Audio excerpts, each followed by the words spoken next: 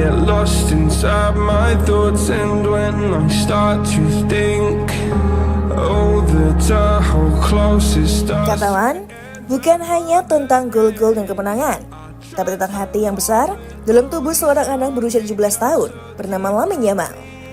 Dalam dunia yang penuh ego dan statistik, ia memberikan ruang bagi nostalgia, harapan, dan persahabatan. Malam itu bukan hanya Borussia Dortmund yang ditekuk, tapi juga seluruh jaga sepak bola yang dibuat tersentuh.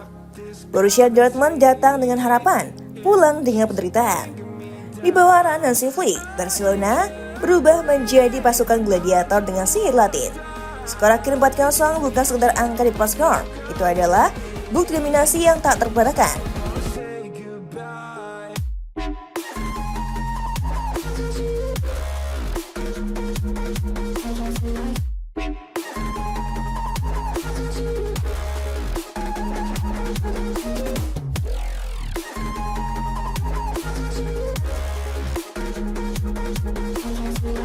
MU panggung kekuasaan Blaugrana. Gol pembuka dicetak rapinya pada menit ke-25 setelah memanfaatkan situasi sepak pojok. Meski sempat ada ketegangan karena pengecekan offside, Dortmund gagal menyamakan kedudukan sebelum jeda. Meski memiliki peluang emas lewat Serhou Guirassy, namun masih tak membuahkan hasil. Babak kedua baru berjalan 3 menit, Barcelona mengadakan keunggulan lewat sundulan Robert Lewandowski yang memanfaatkan umpan rapinya. Lewandowski kembali menceratkan namanya di papan skor pada menit ke-66 dengan gol keduanya, membuat total golnya di Liga Champions menjadi 105. Gol itu tercipta berkat kerjasama apik dengan Fermin Lopez, menegaskan ketejaman striker Polandia itu melawan mantan klubnya.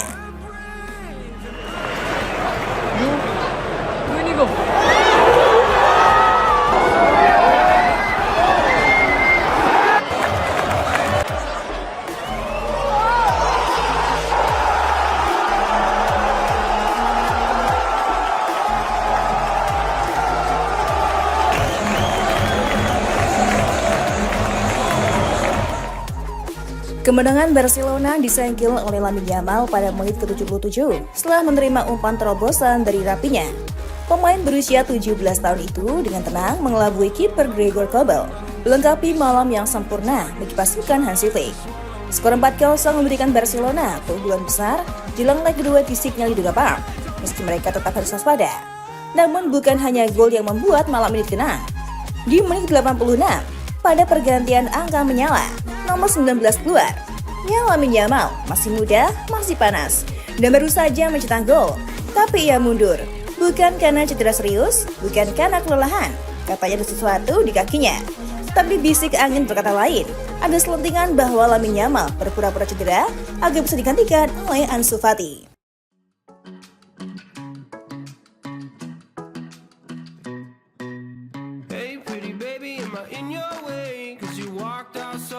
Yesterday, no, I don't think you're here to stay. No, I don't think you're here to stay. So tell me what you want, tell me how you want it, tell me all the reasons that you're running away. I don't think you're here to stay. No, I don't think you're here to stay. No, no, no. I just wanna be with you. I just wanna be with you. Yeah. I just wanna be with you. Yeah, I just wanna. Lamine Yamal contoh pemuda anti-ego. Katanya sih cedera, katanya. Begitu suara sarkasme dari komentator lawas. Tapi kamera menangkap tatapan Lamine yang justru bahagia saat berlari pelan ke pinggir lapangan. Di sana Ansu Fati menunggu. Dan begitu ia masuk, Camp-nya meledak dengan tepuk tangan yang lama tak terdengar untuk sang mantan bocah emas. Berapa musim silam nama Ansu Fati dilulukan penerus Messi, katanya. Dan bersepuluh pun sempat ia sandang. Tapi cedera datang silih berganti. Karirnya sempat tersesat hingga harus menyekolahkannya ke klub lain.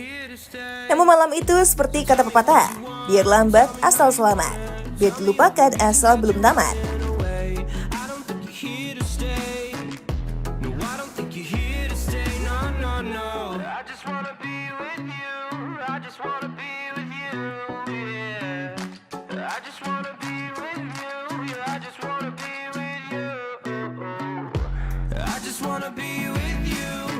Wanna be with you, yeah.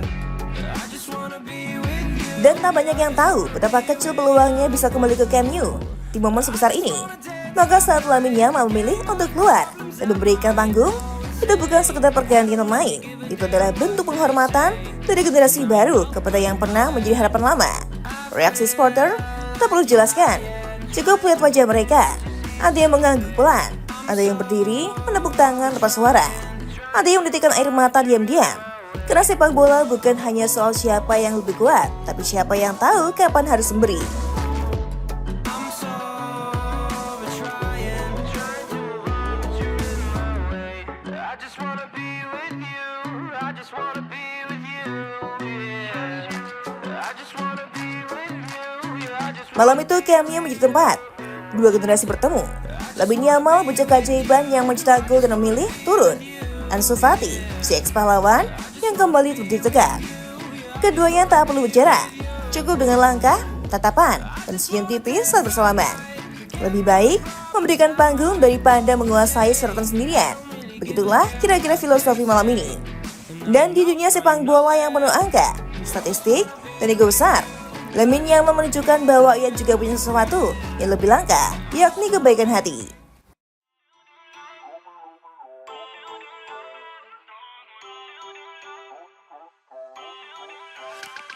feel uninvited. Maka jika Anda yang bertanya, mengapa kita mencintai sepak bola? Tunjukkan rekaman menit ke-86 itu. Ketika seorang bocah memberikan ruang pada saudaranya untuk bersinar kembali. Di tengah dunia yang makin egois, momen seperti ini adalah emas. Karena dalam sepak bola, kandang yang paling indah bukan gol trofi, tapi keikhlasan di antara dua bintang yang tahu tidak semua cahaya harus datang dari satu langit. Lamine Yamal bukan hanya simbol masa depan Barcelona, ia simbol nilai. Di usia yang belia, dia menunjukkan bahwa menjadi besar tak hanya soal kekuatan kaki, tapi juga ketulusan hati. Ia mengerti bahwa di klub sebesar Barcelona, ada ruang untuk berbagi momen, bukan hanya merebutnya. Sedangkan Ansu Fati yang berjalan di lorong setelah peluit panjang, menatap tribun seakan berkata, "Aku belum selesai."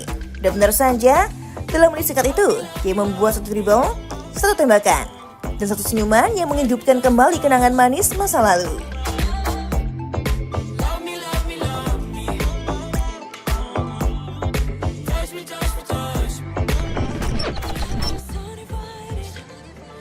Gimana football lovers? Aduh, pasti seru banget ya. Dan aku masih punya banyak banget informasi seru lainnya karena aku bakalan terus update setiap harinya cuman buat kamu. So, pastiin kamu pantengin terus Kirim Football ya. Ketemu sama aku lagi. Bye.